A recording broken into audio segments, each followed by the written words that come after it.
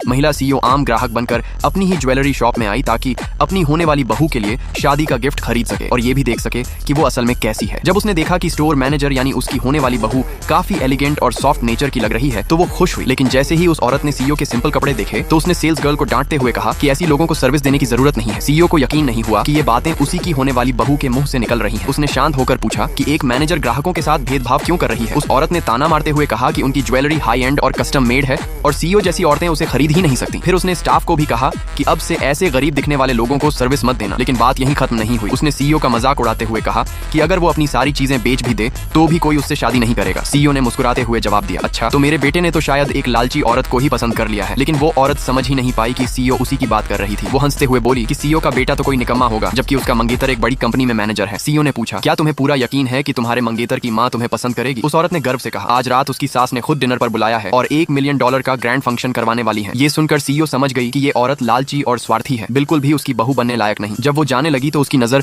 Display case में रखे gold bracelet पर पड़ी। उसने उठाकर देखा तो दंग रह गई, वो नकली था। सीईओ ने तुरंत पूछा कि उनकी दुकान का कीमती ज्वेलरी पीस नकली कैसे हो सकता है। उसकी पोल खुलते ही वो औरत घबरा गई और ब्रेसलेट छीनने लगी। छीना झपट्टी में ब्रेसलेट टूट गया और उसने तुरंत सीईओ पर इल्जाम लगा दिया कि उसने ब्रेसलेट तोड़ा है और इसकी भरपाई करनी होगी। उसने स्टाफ को भी धमकाया कि वो सीईओ का पर्स छीन ले। तभी एक नेक दिल कर्मचारी ने रोकने की कोशिश की लेकिन उसे जोरदार थप्पड़ पड़ गया। फिर वो औरत खुद सीईओ का पर्स खोलने लगी लेकिन अंदर $1 भी नहीं मिला।